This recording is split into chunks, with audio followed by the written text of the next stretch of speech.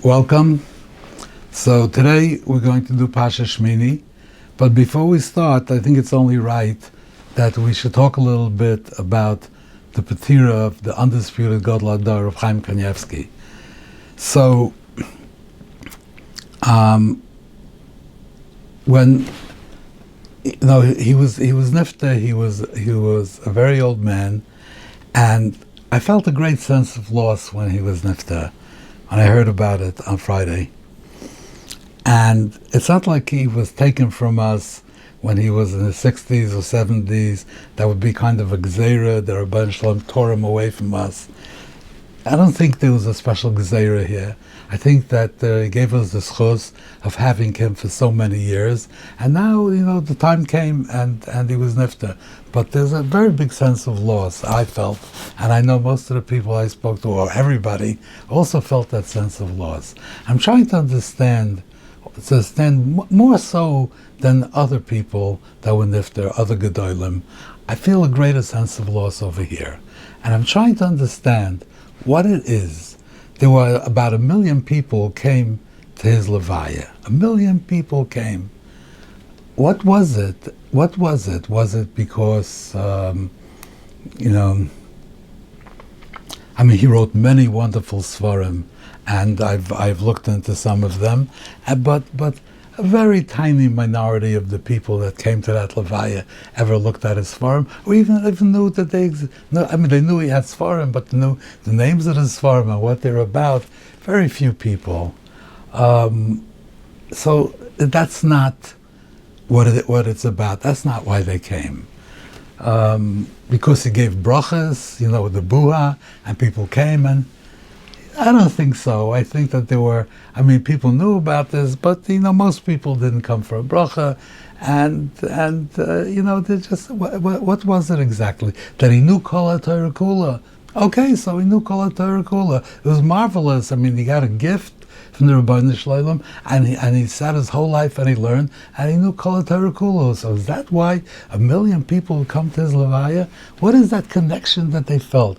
Why did they all feel that they lost him? Like, what did they lose? What exactly was it? I was trying to understand it. And then it occurred to me that Rav Chaim he wasn't a Rosh Yeshiva, he wasn't a Rav, he didn't have a position, he wasn't involved in anything, he was just Torah. He was just Torah. It was pure. He was Kulei Torah, and he was to us the embodiment of the Torah in its total mesikas. The Torah, which is brilliant and beautiful and warm and caring and loving and a sense of humor. And just normal. This is the Torah. He was the embodiment of the Torah among us. In our Dor, we were zoiche to have, it's like having the Shechina among us. It's more than just a Gadol or a big Gadol, or we had the embodiment of the Torah among us, and we loved it, and we felt very connected to it. And now that he left, so it's not here anymore. And there's nobody else is going to replace it. I don't know, but in my lifetime, I've never seen this, except for him.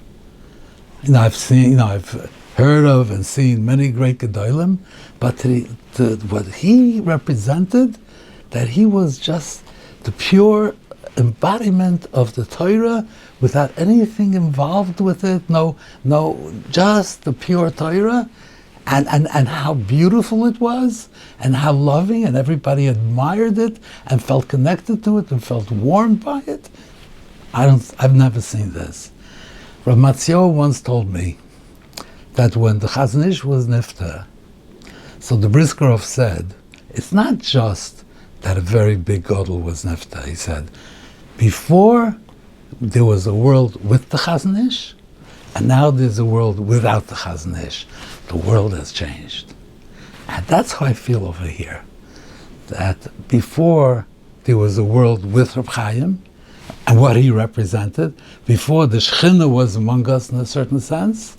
I mean, not the Torah and that idea was among us, and now it's not, and the world has changed. And somehow, the world feels emptier than it did before. That's why I want to say, Yizrach Baruch, he was an incredible person, and it was our schus to live in the same world as he did.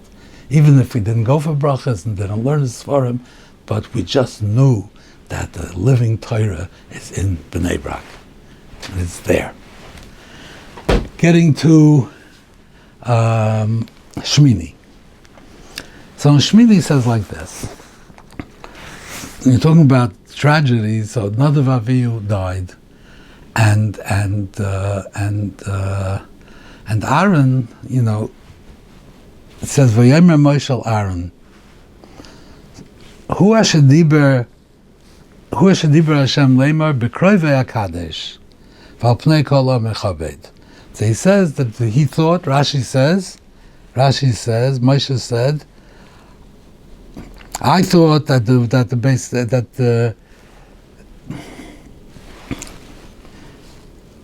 Beis Hashem would be miskadesh through me and you. Now it was miskadesh through them. Apparently, they are bigger than us. Anyway, the pasuk says, "Vayidam Aharon." Aharon was silent. So, what was he silent about? He was silent.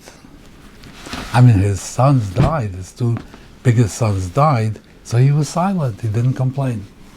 But the Gemara Zvachim says a very interesting thing. And it follows really the Seder of the Psukim. Moshe said to Kim Shemesu bnei Aharon, Amar Lai, Moshe said, Aharon Achi, Lai Mesu Bunacha Lahagdish Moshe HaKadosh Baruch Hu. Your sons died to make a Kiddush Hashem, to show the Kedushas HaMakom. Kivin sheyoda Aharon shebona viduyim makim heim. As soon as Aharon heard that his sons were close to the Rebbeinu Shleilim, shosak v'kibul schar. It says Vayidam Aharon. I would think that the Vayidam Aharon applies to Kivin sheshoma that bona of Mesu shosak v'kibul schar. But when Moshe is giving him a tanchumim and he's telling him that they were mekadesh Shem Shemayim and the Yidui Amakim, as soon as he heard Moshe say that they Yidui Amakim, shosak v'kibul schar. What's the connection? When he gave him tanchumim, that's why he was shosak kibul schar. He was shosak. He didn't complain about the death of his sons. What is this Gemara saying? So I think Gemara is saying like this: Aharon was the Managador before Moshe came down. He was the Manag in Mitzrayim, and through all the Shibudim and the Tzoras, and on his watch, thousands of people died. Children were pasted into walls. Terrible things happened, and he was an Erlachayid. Did he think to complain to the Rebbeinu Shalom? Did he have an Nisayan to complain to the Rebbeinu Shalom? He understood it's a Gzeira, it's a fulfillment of a Nevuah. He understood it. Not that it was not pleasant, it was tragic, but he understood. He didn't have an urge.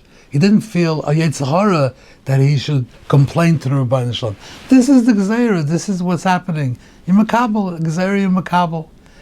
But when Moshe Rabbeinu told him that he should know, Bona Viduya Makim, so he says, oh, you're telling me it was a covet for me? Then he had the inclination to say, as I covered dafach nicht, if we meichel them covered. That's what he could have reacted and said, if you're telling me it's a gzeira, okay, I'm a kabbalah gzeira, I'm not going to complain. I've lived through many, many gzeiras. I'm not, just because my children, what's the difference? Somebody else's children is okay, my children is not okay. A gzeira is a gzeira, I'm a kabbalah. You're telling me it was a gzeira, they should die? Fine. I mean, you don't make me react in a way that I shouldn't. It's a gzeira, fine. You're telling me that it's a big covet for me? The immediate inclination is a covet. Who needs such a covet? Tumish kantoivis. But he didn't. He repressed it, and he was shaisik. And that's the Vayidam Aharon, that's the schar that he got. that he was shaisik in Mitzrayim. He didn't get special schar for that, but he was shaisik when his own children died, and he heard that this was the covet for him. No. That's where he had the nisayon, and that's where he was shaisik. That's what the Gemara is saying. Now, what was the schar that he was makabel? So Rashi, va'idin man kibul schar al shtikosoi, u'ma schar kibul. What was the schar that was makabel? She'nisyachid imaya dibur, that the Rebbeinu Shalom spoke to him alone. She'nemer loy levadoi Parshas Shisui Yayin. Next, after this is the Parsha of Shisui Yayin, and it says, Vadaber Shem el Aharon leimar, Yayin v'shecher al teisht. So he said it to him alone. So what does this mean? To him alone. So the Sifsei Chachamim says to him alone and not to Moshe also. So that's what bothered him. That was the schar that he got. I'm going to give you a schar that I'm going to talk to you alone. Moshe will not be there. No, I want myself. Me. I mean, what is this? Why would he have a problem with Moshe being there? What is this? Nisyachli Mayadibur, not Moshe. What does this mean? Now, also, the Gemara says in Tainis like this. The Gemara says,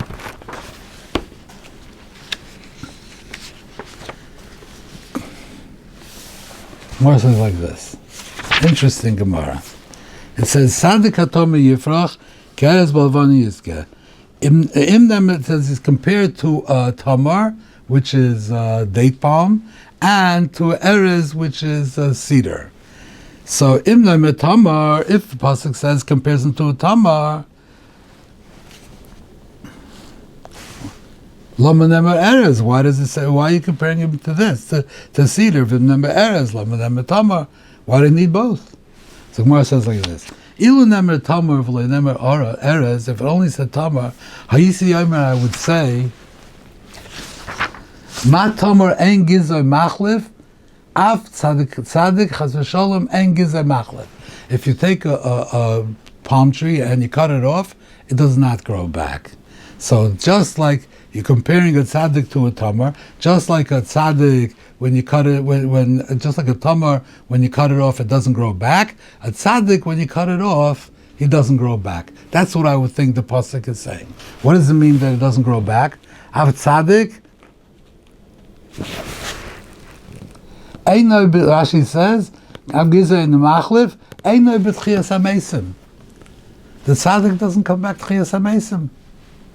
So if it only said Tamar, I would say tzaddik katomar yifrach, and the tzaddik is not coming back to Chiyas HaMesim. What? What's this? Why does the tzaddik come back to Chiyas HaMesim? Then the other way. Ilu nemar erez, if it said erez v'loy nemar Tamar, it just said erez. Cedar. A cedar is giza machlef. It does grow back. So why didn't you just say erez? Cedar does grow back. So he does get to tchias hamesim. I would say no. Maybe ma erez einoi seperes, af tzaddik einoi seperes. I would say just like a cedar doesn't have any fruit, the tzaddik also doesn't produce any fruit. What does this mean? Rashi says that he doesn't get schar. A tzaddik doesn't get schar. So you're comparing to a tamar and to an erez. Tell to a tamar to tell you that he gets schar. Erez, I would say he doesn't get schar. Comparing to an erez to tell you that he goes to Tchias HaMesim, but if I only said tamar, I would say he doesn't go to Tchias HaMesim. What's the pshat in this? Why would a tzaddik not go to Tchias HaMesim and not get schar? Why? So first of all, Tchias HaMesim is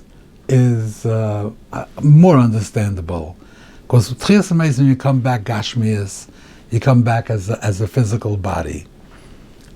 Why would a person want to come back as a physical body? Why? I mean, you're in Gan Eden, you're Nena Beziv Ashchina, why would you want to come back? I don't know about Tchias HaMesim, if you can do more mitzvahs, learn more Torah, I don't know, but Tchias HaMesim is something that people need Tchias HaMesim. the promise of Tchias HaMeisim is for people that you lost a father, you lost a mother, you lost a wife, a child. So you're going to come to Tchias HaMeisim and you're going to be reunited with the one that you lost. So Tchias HaMeisim is a nechama. That's what Tchias HaMeisim is. But it's not really something that's preferable to Gan Eden. Gan Eden is neshamas. You want to be reunited with your people in the flesh. So the Rebbe Shalom gave a matana of Tchias HaMeisim, so we're reunited. But a tzaddik, what does he need this for? So a tzaddik is maybe Taka doesn't get Tchias HaMeisim, but l'maisa he does get Tchias HaMeisim. Why? Because if you don't get Tchias HaMeisim, then people are not going to believe in Tchias HaMeisim. So the tzaddik is forced to come back to Tchias HaMeisim. What's with schar? Schar is a person. This is the mission of it. You're not supposed to be kavodimamishamshim es rabam almanas lekabel schar. Schar takes away from your lishma, and even so, when you're doing something, you're supposed to do it lishma, just for the zatzal, for the Torah alone, for the avodah alone, not because you're going to be rewarded, but you know you'll be rewarded. But you're not supposed to do it for that. And Rabbi Yaakov has another gersa, almanas shaloi lekabel schar. Not that you're not doing it almanas lekabel schar. You have to do it and say, I reject the schar, I don't want the schar. Why? Because if you're doing it lishma, not for the schar, but l'maisa, you're going to get schar. You know it. And therefore, it takes away a little bit from your lishma. It does. I know I'm doing it l'shem shemayim, shem shemayim, but in the back of my mind, I know I'm going to get schar. So it takes away from the schar. So the gears is, I'm not shalei l'kabel schar. I'm doing it and I don't want the schar. Do not give me the schar. Even that could be but l'maisa, you're going to get it. But how much can you do? But that's what you're supposed to do. Almanah shaloi l'kabel schar. Schar is something that is for a person who's truly an Oved Hashem and completely lishma. Schar is not a good thing. He doesn't need it. He doesn't think about himself. It's not about him. It's about the Rebbeinu Shalom, and he doesn't want schar. Schar is what you need for people, because like the Zohar went off, they thought there's no schar. No schar. Who needs it? So people need schar. But a true tzaddik doesn't need schar.